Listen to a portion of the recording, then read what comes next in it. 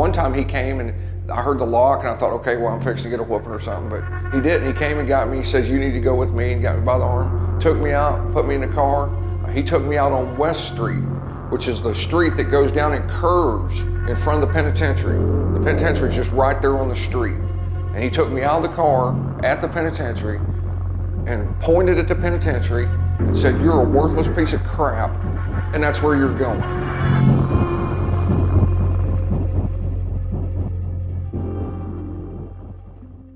My earliest memory is being in a room with nobody but me.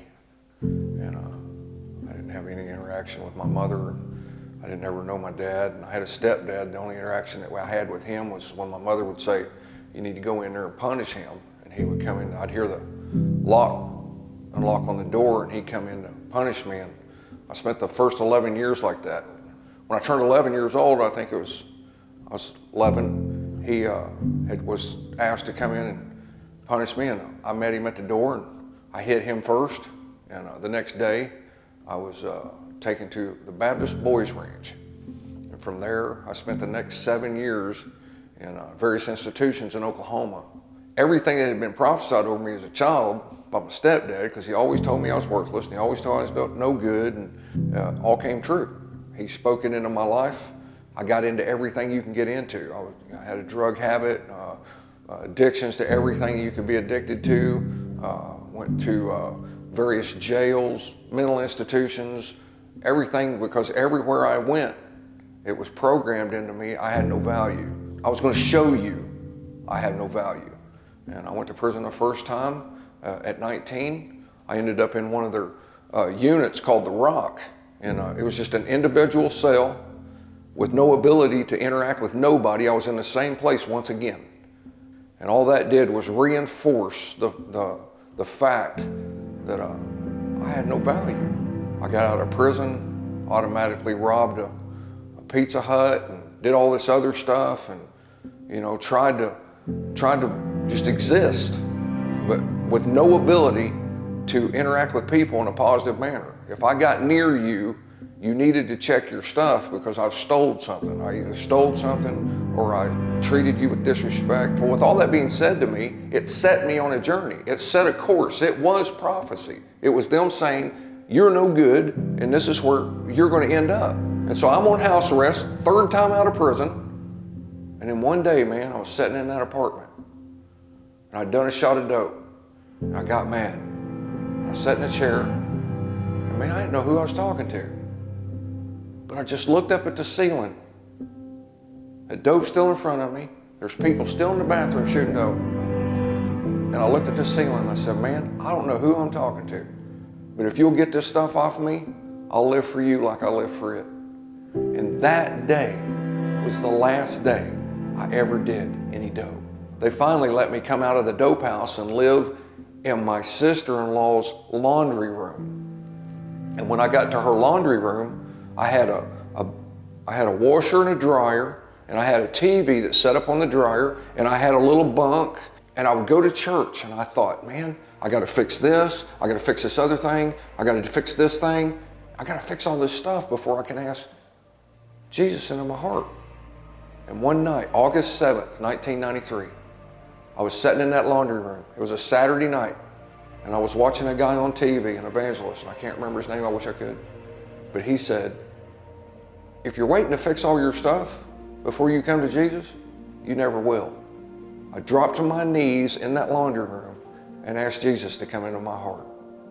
And he did. Man, I remember that moment. He set me free. And I didn't even know what that was. I didn't know what freedom was. All I knew was I was worthless. But he said he loved me. Man, it ain't been easy. It's been hard. But man, I wouldn't trade a moment of what I've had with him for any of that life before. They say sin is fun. Yeah, it is. It's going to take your life.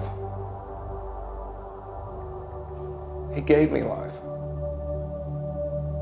and still accepted me a sinner and set me free.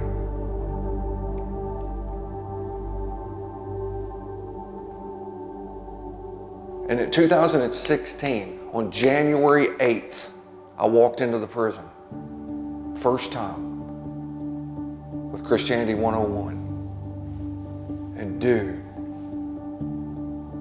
thousands have heard Christianity 101 since then. They've heard 101. They've spent weeks with me of me telling them how valuable they are. The heart was, I wanted to go into the prisons and disciple men, but at the same time, I wanted to have men come out and be discipled to change. Because when I came into my walk with the Lord, people got around me like this, and they would do precepts with me. I'd go to Bible studies. I never missed church. Even in the midst of all my mess, they would make sure I went to church. In my heart, I knew I wanted to do something more than just go into prison and tell them how good it could be. I wanted to come out and see how good it can be. I was given a house, a 2-story house was given to me to do with exactly what God had put on my heart. And so this house is just the beginning. There's going to be multiple houses, and there's going to be a ranch. The only way that I've even got to this place is because people got up beside me. People got beside me. And the only way these guys that come into this house will get anywhere is as we come up beside them and we tell them the truth. We're transparent. We love on them. We let them know when they missed it, and we let them know when they didn't. We tell them when they did right. We tell them it's okay. If we just do that, they'll find value. And when they find value, the prison will not be an option.